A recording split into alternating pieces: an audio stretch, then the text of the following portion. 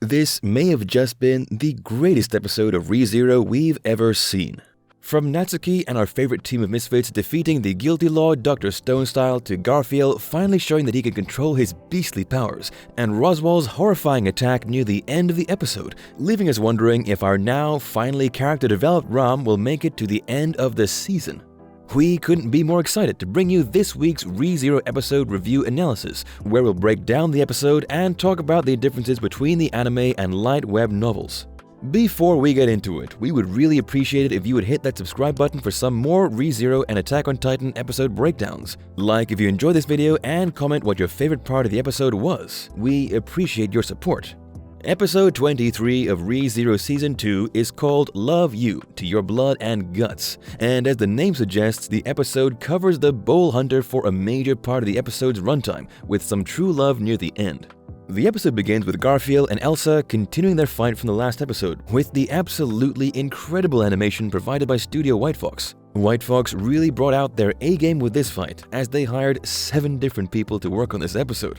A ginormous difference between the usual animation team average of 2 or 3, and we couldn't be more thankful. We see Garfield pull multiple Mike Tyson Muhammad Ali haymakers all over the beautiful Elsa Granhart's face with no result. She literally just spins that serial killer face around within a few seconds and recovers the completely destroyed eye she just had. While we don't quite know her powers yet, it seems as though Elsa is coming back from the dead somehow, rather than healing instantaneously like she told Garfiel.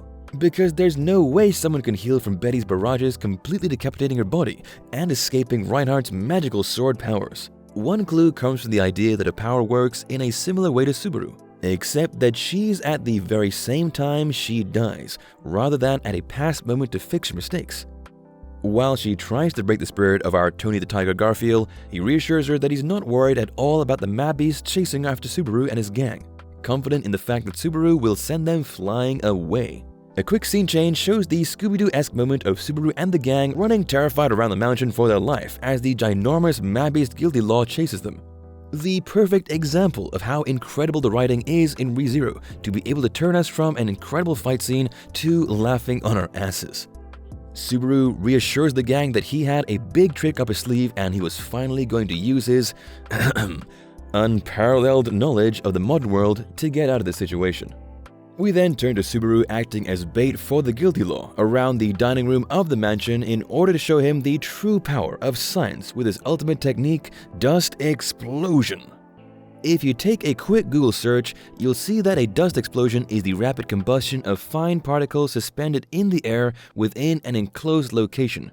But our dear Subaru didn't have enough flour to use, or really most of the knowledge required to pull off the Senku-level Dr. Stone skill.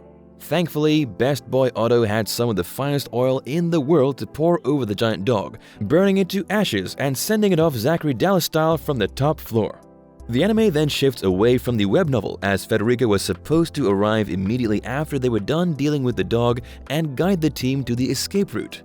But in the show, we see Subaru trusting Otto and Petra to go alone, which seemed a bit uncharacteristic of Subaru as he makes sure his comrades come first before anyone else. Yet good for his character development as he trusts Otto again to protect Ram and Petra. We appreciated the cute back and forth between Otto and Subaru as Subaru tells Otto to write on my gravestone that the cause of death was Otto's oil, in which Otto replies, "I have no interest in walking on that bed of nails. Just come back alive or I'll throttle you." A slightly reminiscent moment of the time Otto really did throttle Natsuki at the end of Season 2, Episode 13. We then head towards a long-awaited moment where we finally get to see our dear Emilia-chan go through the third and final trial. We see Emilia in a probable future, standing inside the demolished Roswaal mansion and saying how much she hates someone since she met them. Though we don't know who it is, her reaction gives us a feeling it's someone near and dear to her, meaning that it could be our dear Natsuki Subaru. We then hear a ton of different characters speaking, and it's hard to identify all of them, but we're going to give it our best guesses. "You cannot even wield a sword without it, thief?" is the first thing we hear of significance, sounding very similar to Wilhelm van Astra. If you don't remember who that is, he was a member of the royal election team led by Crush and helped Subaru defeat the White Whale. There you see "I win again" looks like something Priscilla Burial, one of the candidates Emilia is up against in the royal elections, would say. "If I bend my knee and lose my sword, what is left for me?" was definitely our star man Reinhard, according to us. While there were so many other lines, it seems they were said mostly from our main gang, Subaru, Ram, Otto, and Petra. But it's very interesting to see the other three making an appearance in a future where Emilia may just have failed the royal selection, teasing us that they likely have a major part in the upcoming arcs. We then turn to a crying Emilia escaping the very harsh trial designed by Echidna to reach the same place Subaru did, the Tea Party Garden. However, this time Echidna was nowhere to be seen. Instead, the adorable Minerva making an appearance. This scene again diverges from the web novel, as Minerva never showed her face to Emilia, but it was Sekhmet instead who told her that she was done with the trial. The Witcher Sloth hates to do anything, so that might be one of the reasons why Studio White Fox decided sending Minerva in would be a better idea. Minerva definitely has some secrets up her sleeve, as she knows who Emilia's mother is. A few interesting theories come up here. First, we know that Echidna can transform into different looks, so what if that really was Echidna talking to Emilia? That one may be a bit out there, but another interesting theory coming from the fandom is that this scene may hint to the fact that Minerva is Emilia's real mother. As Emilia notices, the Witch of Wrath was crying as she met Emilia, but told her that she couldn't say anything more due to a promise. That moment definitely felt like foreshadowing, and that this won't be the last encounter between the two. We then see Emilia waking up in the present, or so we think, and finding Echidna's body being protected by some incredible magical neural network. She destroys it, theoretically finally freeing the sanctuary. An interesting moment here comes from Emilia being confused about it being Echidna's resting place, as we don't see a clear picture of her face, just as we didn't in Roswaal's flashbacks. An interesting theory, building from our past reviews, is that witches never truly die, but rather are sealed or are laying hiding somewhere far away, waiting for the right moment to step into the action. Emilia steps outside and we see something we've been praying we'd never see again. The horrifying snowstorm before the white rabbit. If this is in the future, we'll have to wait and see what happens. But as we mentioned in our last review, we have a theory that someone that isn't Roswaal plays a huge role in creating this ice age. And with Roswaal tied up in his fight with Ram and Puck, maybe they've just begun? Moving to the battle between the siblings, we hear Elsa say with an intriguing look that both of the siblings' duos are complete after Frederica and Meili join the battle. We don't think that Meili is really her sister, but it feels like they belong to a group of assassins, as in the first season, Meili was just a resident in the village around Roswaal Mansion, and Petra knew her for a long time. They have a similar connection as the Akatsuki in Naruto, as Elsa saves Meili once during the scene.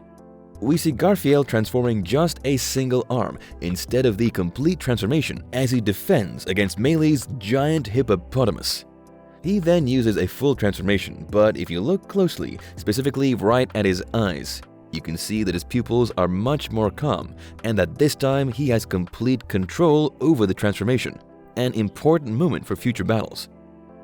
We learn more about Elsa's traumatic childhood, where she revealed that she was a victim of human trafficking and rape as a child, and ever since she killed the man who violated her, she hasn't stopped. It shows how complex the characters are in ReZero, and that there's a little more gray area in each incredibly insane character than we thought. The key word being a little, as Garfiel isn't quite moved after expressing his previous kindness, warning her that if she swears she'll never do bad shit again, he might just let her off the hook.